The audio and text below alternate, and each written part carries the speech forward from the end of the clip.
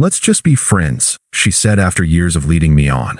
So I ghosted her, dated her best friend, and let her watch as I built the life she thought she could do better than. Now she's texting me from her mom's couch while I plan my wedding to the woman who actually valued me. Hey viewers, before we move on to the video, please make sure to subscribe to the channel and hit the like button if you want to see more stories like this. Thanks. Alex, we need to talk. Leah's voice had that tone, the one she used when she was about to drop something heavy but still expected me to catch it. I'd heard it before, when she quit her job without savings. Can I stay with you for a bit? When she got back with her toxic ex, you understand, right? And now, apparently, for whatever came next. We were at our usual diner, the one where I'd listened to her cry over shitty men for 2 years straight. She stirred her coffee like it owed her money, avoiding my eyes. Classic Leah. So, she said, finally looking up. I've been thinking, you're, like, my favorite person. But, oh, the but. The verbal scalpel that always carved me out of the life I thought we were building. But, she continued, I don't think we're meant to be together. Like, romantically. A nervous laugh. You're my rock. I don't want to lose that. Can't we just stay friends? The waitress refilled my coffee. I wondered if she'd heard this script before. Leah kept talking, filling the silence with justifications. It's not you. It's just timing? Chemistry? I don't know. But you'll always be special to me. I sip my coffee. Black. No sugar. Like the truth she was finally serving. Sure, I said. If that's what you want. Her shoulders relaxed. She'd expected tears, bargaining, same as the guy she complained about. But I'd seen this coming. Hell, I'd paid for this coming. The dinners I covered when she was between paychecks. The nights I spent hyping her up after bad dates. The years of being her emotional safety net while she chased men who treated her like an option. Oh my God, thank you for understanding. She reached for my hand.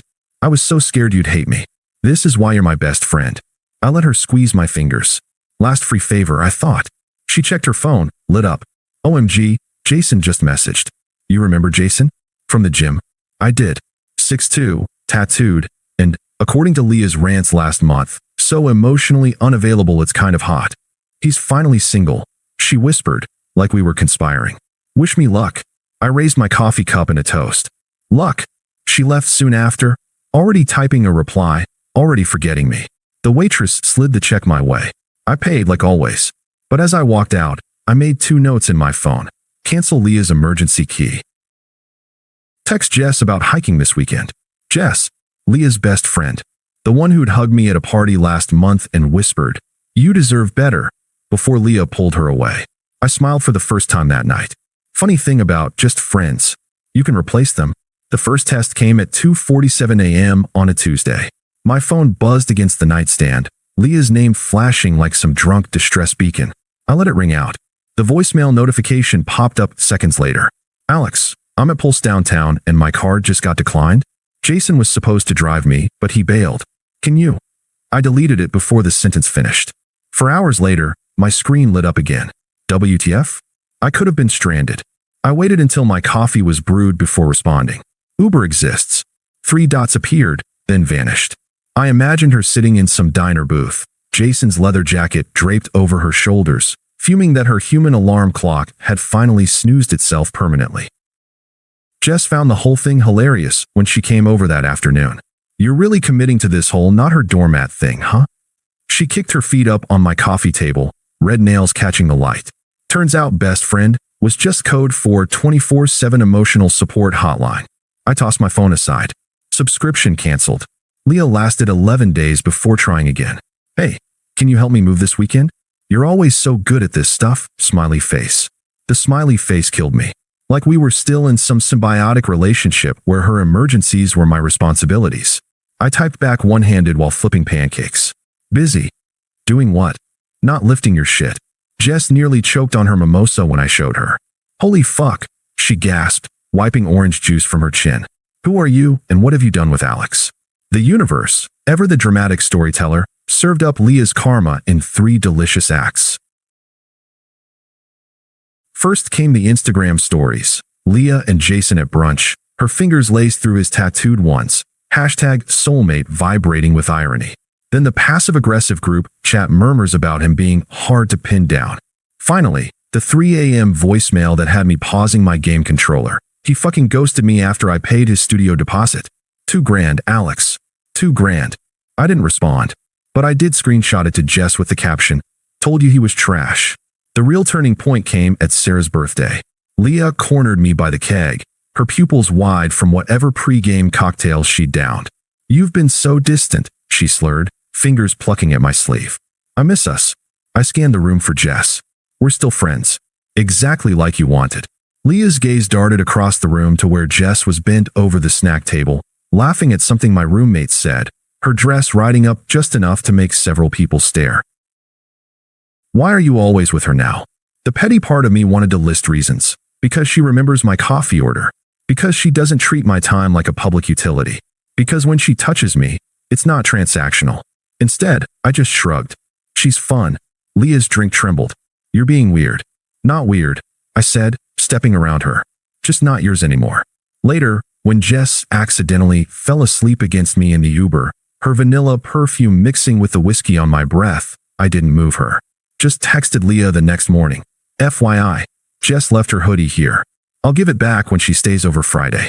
The 3 typing bubbles appeared, disappeared, reappeared, then nothing. Perfect. The first time Leah truly understood her mistake was when her key didn't work. I watched through the peephole as she jiggled the lock at 1:17 a.m., her designer heels dangling from one hand, smudged mascara giving her raccoon eyes. "Alex." Her whisper shout carried through the door. "Open up, it's freezing out here." I waited until she started pounding before turning the deadbolt. The chain stayed on. Her breath smelled like cheap vodka and poorer decisions. "Jason fucking stood me up," she slurred, trying to peer past me into the apartment. "Can I crash here? Just for tonight?" Behind me, Jess's sleepy voice called from the bedroom. "Babe? Everything okay?" Leah's face did something spectacular then.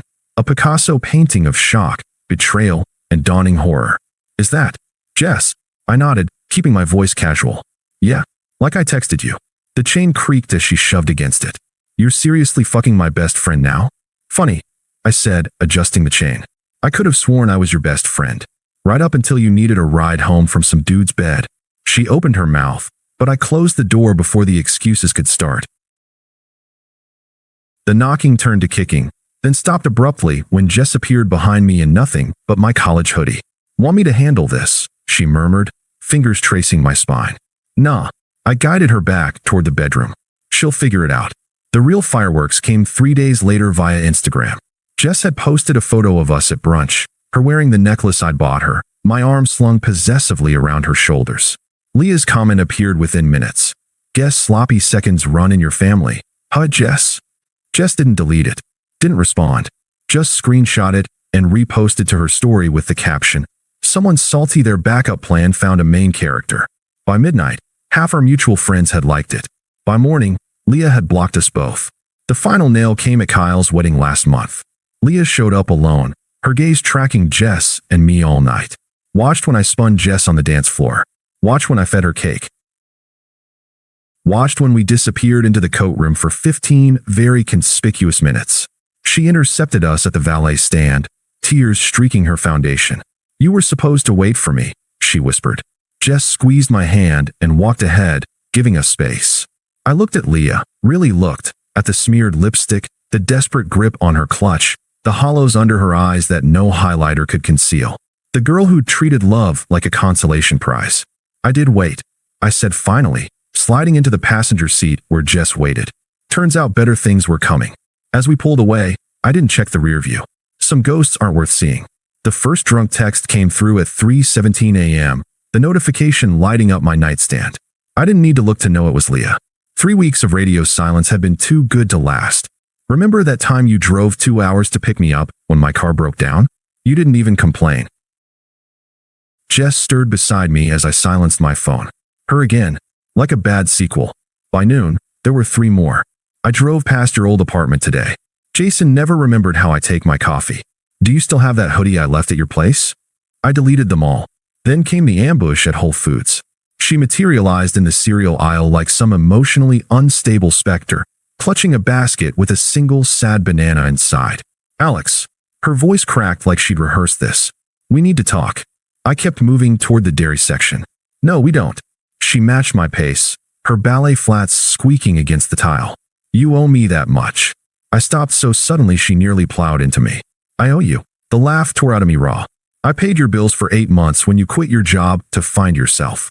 I listened to you cry over every fuckboy who ghosted you. I waited. Then why did you stop?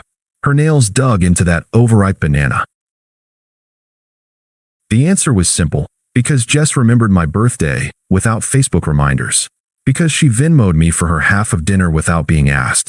Because when she said, I love you, it didn't feel like a hostage negotiation. But Leah wouldn't understand that. So I just grabbed the oat milk Jess liked and said, you taught me my worth. Her mother called 2 days later. I knew it was her from the 617 area code flashing on my screen. Let it go to voicemail.